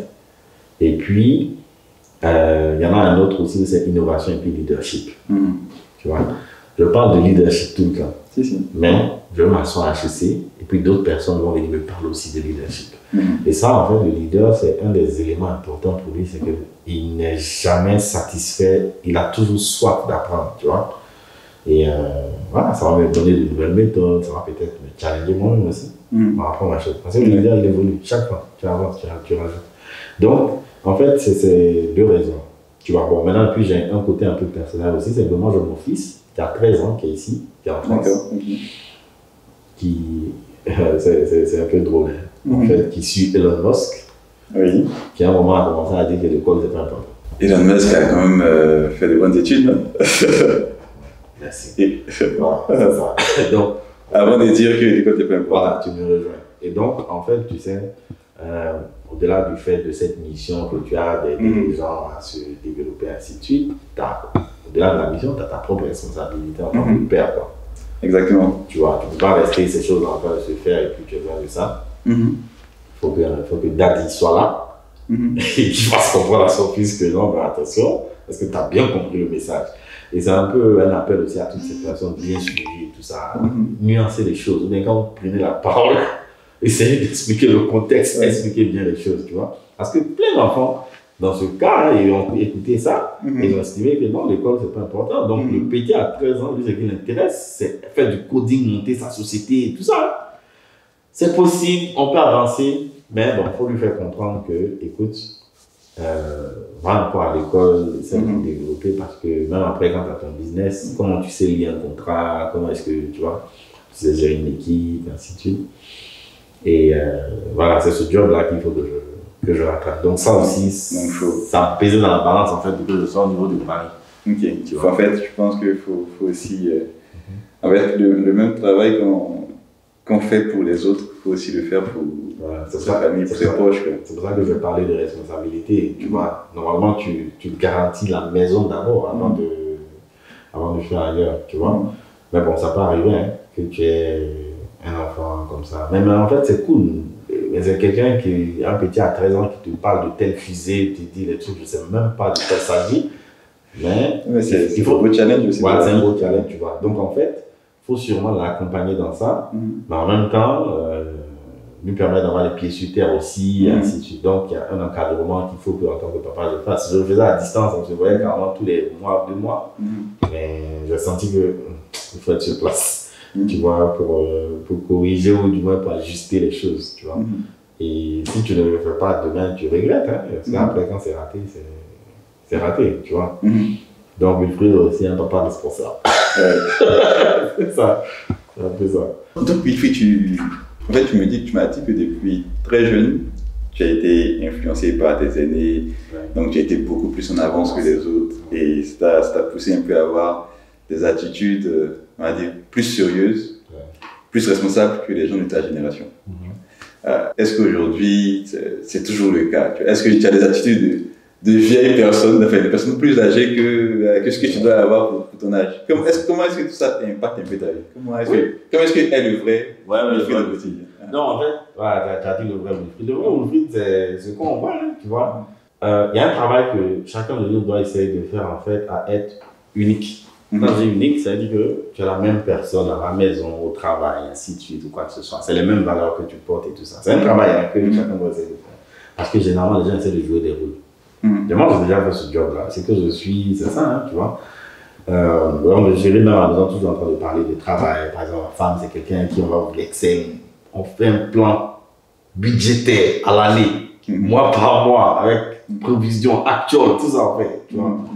Par exemple, pour laquelle dit c'est pas quelqu'un qui peut comprendre ça, ça va pas passer, tu vois. Mais, Wilfried, c'est un bon viveur. Attends, non, mais il faut que je le dise, tu vois. On a su, par exemple, on fait l'INP avec moi, on dit ça. Et ça, en fait. Et en fait, surtout la période où j'étais à l'université, c'était la période où moi je me suis amusé le plus, en fait. Je me suis amusé le plus.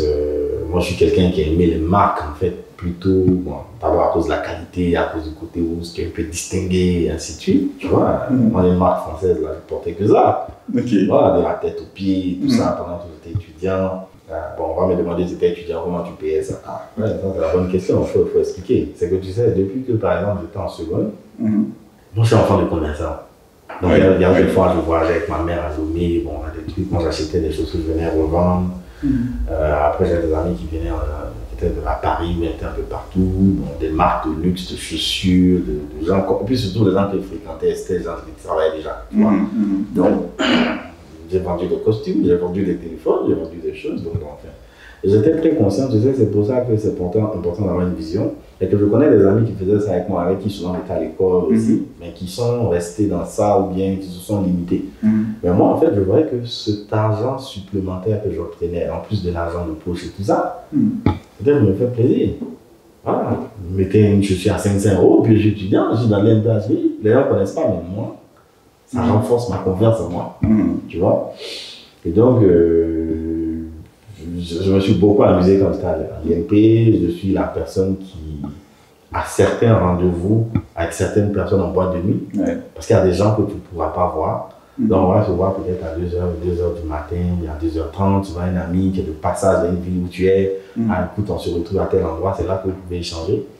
Et puis, à titre personnel, la plupart des idées que j'ai viennent de ces endroits en fait. C'est quand je suis là, je vois les gens en train de s'amuser, la musique et tout ça, que moi, je suis très créatif. Ah oui. Ok. Si. Dans l'univers de la nuit. Bien, l'univers de la nuit, tu vois. Donc, voilà, regarde, pour la petite histoire. Moi, je suis le gars qui, quand il était en 5e ou en 6e, la musique qu'il écoutait, c'était la rumba. Attends.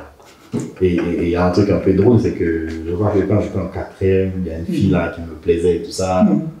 Et je débarque chez la fille. Bon, enfin, en 3e, en 4e, je crois qu'on doit avoir peut-être 14 ans, 15 ans, tout ça.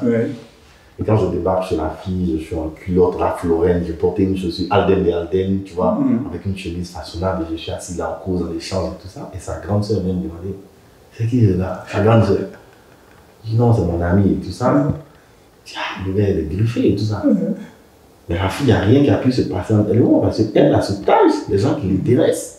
Ils ont les gros pantalons, la capuche avec les trucs, tout ça. Donc il y a eu ce déphasage. Bon, ça m'a parfois arrangé, ça m'a parfois, tu vois, desservi. Mais je veux dire que il y a très vite dans les marques en fait, et qui comprend aussi qu'il faut travailler pour avoir tout ça. Et qui se dit, ok, c'est ma ligne de choses, tu vois. Et donc je m'assure que je vais être quelqu'un qui va réussir et tout ça. Me fait plaisir comme je veux. Tu vois, donc. Aujourd'hui, tu es toujours dans les marques ou c'est fini? Non, aujourd'hui, toujours dans les marques, c'est que c'est plus cette obsession, par exemple, la marque Lacoste, que j'avais tout en sac et tout ça. Bon, après, je suis passé à autre chose. Non, aujourd'hui, c'est plus, je vois quelque chose qui me plaît, qui me convient, je le mets dessus, parce que je pense vraiment que le supplément, en fait, qui est mis dans la marque peut m'aider par rapport à mon projet, par exemple, de mentor à fond. Après, tu as une appli, tu dois investir dans des choses, donc tu essaies de orienter tes choix. Et parce que la plus grande satisfaction va venir de ce que tu vois ce projet-là réussi, et pas parce que c'est l'argent que tu veux te faire avec ça, non, pas du tout, mais à cause du problème social qui va commencer à être réglé, tu vois. Donc, ça sera plus gratifiant. Mais j'ai toujours mes mastodontes, hein, j'ai toujours ma garde-robe, j'ai des trucs solides en termes d'audace. Tu vois, qui sont là, qu'il faudra mettre, par exemple, un jour spécial, ainsi de suite. Parce que, tu vois, je vais te dire, par exemple, regarde, moi, il y a des endroits où je suis rentré, parce que je portais que la marque Weston, j'ai pu créer des liens avec des gens. Donc, on a été amis, j'ai été en entretien avec un monsieur qui était PDG d'un groupe et tout ça, mais on avait porté la même chaussure. Et quand il voit ça naturellement, le gars qui était censé te stresser à l'entretien, il s'est dit, ah wow, ok, tu sais mettre la cravate et tout ça. Et donc du coup, ça fait le icebreaker, tu vois, ça crée des liens, ça fait des choses. Pas que je demande à tout le monde d'aller vers ça, mais en fait, c'est des petites choses aussi qui aident. Bon, moi j'ai un marketeur, regarde, un gars comme, c'est un gars, j'essaie d'être informel hein, pour simplifier les choses. Tu prends quelqu'un comme le patron de Facebook, là. Il a la notoriété déjà, tout à fait. Il a la crédibilité déjà, c'est terminé. Il n'a pas besoin de s'emmerder, tu prends tout le reste, Tim Cook et tout le reste. Quoique, par exemple, il y a quelqu'un qui a fait un post récemment, j'ai vu celui qui est décédé, l'ancien de Apple, Steve Jobs. Steve Jobs, avec une tenue très simple, mais qui a fait sortir le prix et tout ça, ainsi de suite.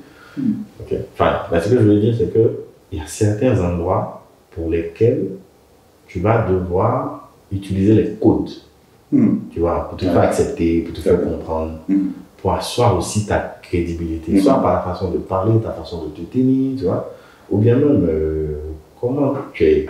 Mais c'est indispensable, voilà. Ça participe aussi à l'intégration. Voilà, c'est ça. Donc, ça revient à la question de est-ce que c'est par l'habit, on connaît le moine ou quoi que ce soit, en même temps, si c'est par là qu'on le reconnaît, tu vois. Mais en fait, et puis ici, par exemple, c'est différent. Tu vas voir qu'en Europe, tu vas avoir des gens qui veulent être à l'aise, il faut prendre le métro, bon, pour éviter les embouteillages. C'est pas parce que tu ne peux pas avoir une voiture et tout ça, tu vois, tu ajustes les choses, mais après, il faut porter un truc qui est relax. Je vois des papis ici en tennis et tout ça. Bon, moi, je ne veux pas prendre mon concours de Weston pour prendre le métro, c'est pas possible.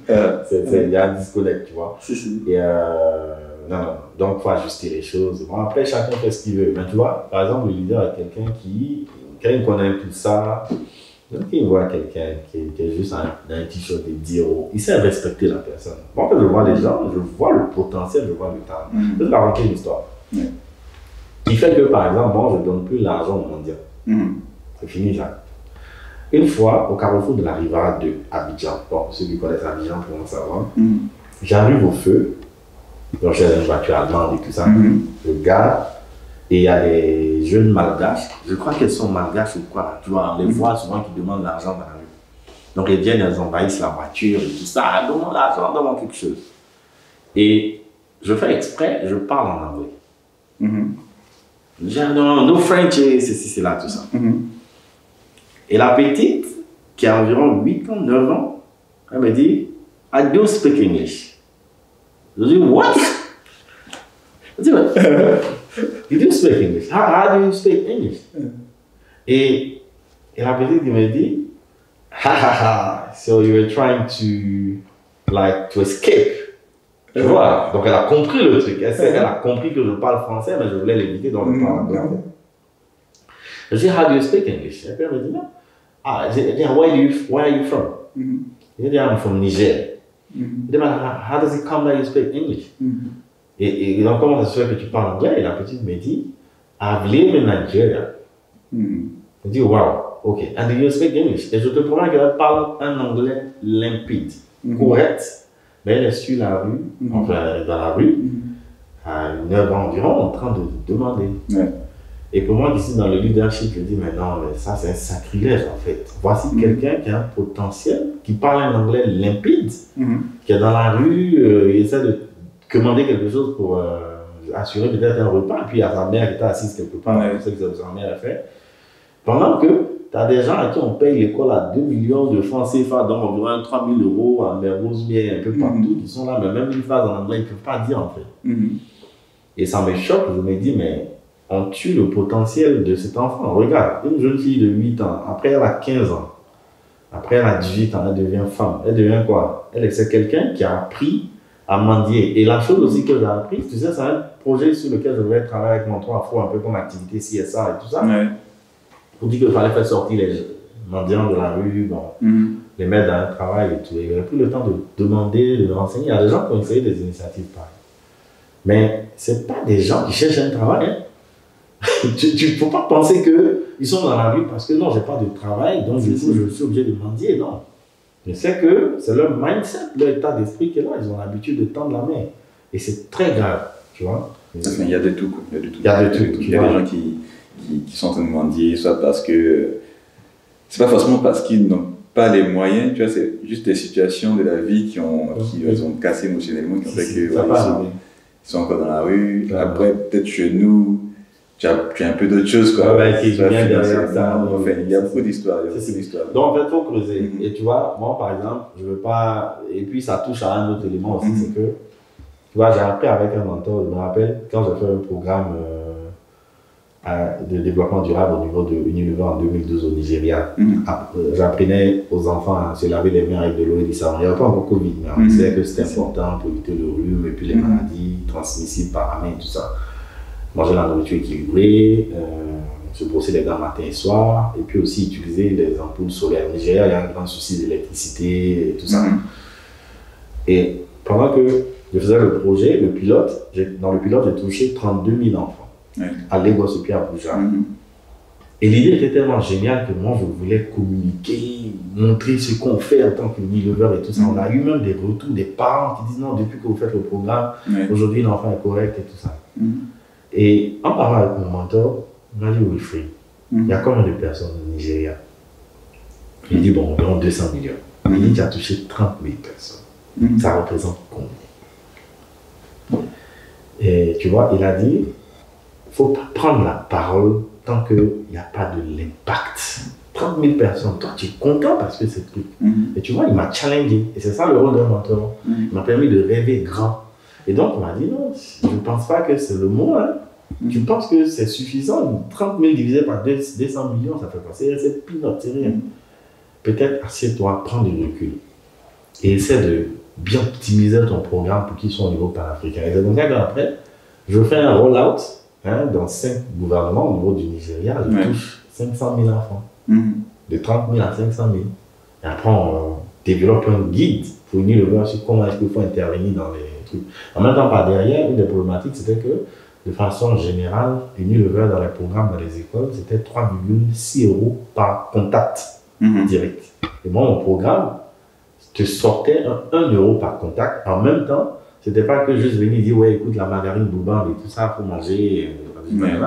C'est aussi un programme continu avec un changement de comportement en fait, qui était mis en place. Donc, du coup, et après, quand je me retrouve chez Friesland, moi j'ai créé un plan pour aller dans les écoles. Je sponsorise le concours Génie en herbe. Une fois de plus, encore un projet dans l'éducation. Bizarrement, tout se fait dans toutes les sociétés où je suis, où, tu vois, je suis obligé de passer par tout ce qui est dans l'éducation.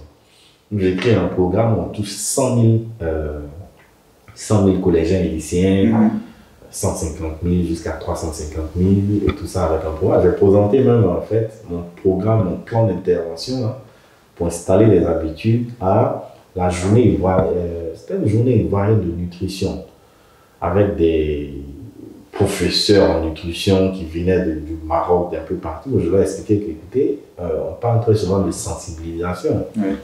Mais il ne faut pas juste sensibiliser.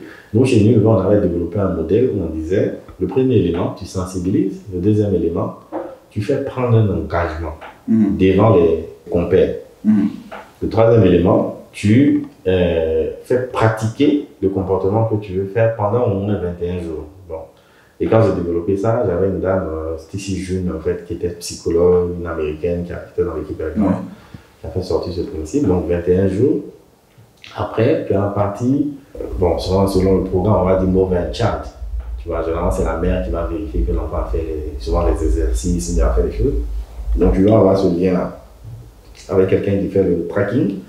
Et puis, tu as le positive reinforcement. Quand la personne a réussi, il faut la féliciter, il faut l'encourager, etc. Donc, c'est un modèle avec 5 non négociables. J'ai appliqué au niveau de Friesland et après, je te promets, dans les études, on a montré. Je fais toujours une étude avant. Une étude après pour voir l'impact. Parce qu'il faut mesurer chaque fois. Voilà, donc c'est extraordinaire. Voilà. Si tu avais un dernier mot pour des jeunes diplômés qui n'ont pas de mentor, qui n'ont pas de coach et qui souhaiteraient s'améliorer pour atteindre leur propre vision, quels seraient les mots que tu peux... Ce que je peux dire, c'est que, bon, honnêtement, moi, je ne suis pas encore arrivé où je vais arriver. Mais je veux dire, j'arrive un peu quelque part, tu vois. Et ça inspire déjà pas mal de gens, j'ai beaucoup de followers, en fait, par rapport aux thématiques que j'aborde. Et donc, je vais vous dire que c'est un modèle qui marche. Le modèle 70-20-10, 70% sur le job, 20% sur tout ce qui est relationnel avec un coach et un mentor, et puis 10% sur ce qui est académique. Vous dites clairement que de la même manière que tu vas financer tes études, tu te concentres pour avoir un master, ainsi de suite, cette formation académique va contribuer seulement pour 10% dans les compétences que tu vas acquérir. Il y a encore un pas au-dessus de ça qui te donne les 20%, donc qui sont tout ce qui est mentorat et coaching, parrain et tout ça. Et donc, c'est quelque chose à prendre au sérieux, à comprendre, à intégrer, et puis dès maintenant, à commencer à chercher à identifier un mentor dans votre entreprise, idéalement quelqu'un qui n'est pas dans la même fonction que vous, qui s'inspire, qui naturellement en fait veut voir les gens se développer. Il y a des gens comme ça, vous allez le voir naturellement, ou bien dans votre communauté, dans votre quartier, ainsi de suite. Vous trouvez des gens à qui parler. Et puis bon, vous cherchez un coach. Et puis la chose que j'ai envie de vous dire aussi, c'est que vous dépensez des millions pour des masters. Ça, c'est un truc que j'ai vu, c'est qu'il y a plein de gens en fait qui attendent que ce soit leurs entreprises qui payent pour leur développement. Mais le jour où tu quittes l'entreprise, tu pars avec ton savoir, c'est pas l'entreprise de payer. Moi, j'ai entendu les PHEC moi-même, de ma propre poche. Ça coûte, mais je sais ce que ça va m'apporter. Et donc, chacun de nous doit savoir que le premier investissement, c'est l'investissement sur ta personne, sur qui tu dois être, comment tu te développes, ainsi de suite. Donc, il ne faut pas se gêner en fait à même payer, s'il faut, se faire accompagner sur certains sujets. Voilà, c'est un peu ça. Et puis maintenant, pour finir, c'est le 70%, c'est l'expérience professionnelle. Multiplier les expériences, chercher les expériences. Je suis par exemple à Paris, on veut me confier une mission, après 2 ans, 3 ans qui sera à Lyon, mon cher, je pars. On me propose même d'aller peut-être au Kenya. Je pars. Expérience personnelle, expérience professionnelle, contact avec les gens, ouverture d'esprit. Il faut s'ouvrir au monde en fait, il ne faut pas se mettre des barrières en fait. Donc, changer aussi de job, ainsi de suite. Et moi, je le dis, bon, il y a une courbe du savoir, hein. Selon les jobs, ça peut varier. Première année, tu apprends le job. Deuxième année, tu fais le job. Troisième année, tu confirmes que tu sais faire le job. Quatrième année, mon ami, commence à te chercher. Sinon, tu deviens redondant. Je traite plein de ce genre de problèmes. De gens, j'ai des amis même à qui on a dit, bon, écoute, on veut un peu de nouveauté et tout ça. Tu as fait 10 ans là, voilà, tu te payes un truc là et puis tu pars. On veut du nouveau sens, quoi que ce soit. C'est naturel. À un moment, on rentre tous dans notre zone de confort. Et pensez pas aller. Voilà. Bon, à partir de cette interview, que les gens arrêtent de me dire, mais oui, t'as pas duré chez Trace, t'as pas rien. C'est des skills. Voilà. Lancer par exemple la télé en 1 mois, on lance une télé. Mais lancer un produit, un format de produit laitier, ou bien de savon, ou bien d'entreprise, ça peut prendre 2 ans. Ça dépend, selon les secteurs et tout ça, les choses peuvent varier. Pensez compétences, acquisition de compétences, niveau de compétences, plutôt que j'ai fait 10 ans, j'ai fait 5 ans, non, ça ne veut rien dire. Voilà. Développez vous-même et puis bon, après vous verrez, tout va se faire. Vous n'allez même pas courir derrière l'argent. L'argent va vous poursuivre. Voilà, donc c'est ce que je pourrais dire en fait. D'accord. Ok. Merci. Merci beaucoup. Merci à toi. Et puis bon, je te souhaite beaucoup de courage. En tout cas, tu fais quelque chose de très bien. Félicitations. Et puis bon, voilà. Bonne chance pour la suite. Merci. Merci, j'espère que cette vidéo vous aura plu. N'hésitez pas à me dire en commentaire ce que vous avez pensé de cet entretien et les éventuelles questions que vous pouvez avoir. Si vous souhaitez voir d'autres vidéos aussi intéressantes que celle-ci, je vous invite à cliquer sur la vidéo qui s'affiche juste ici. Merci, c'était Demel Yedo. Salut.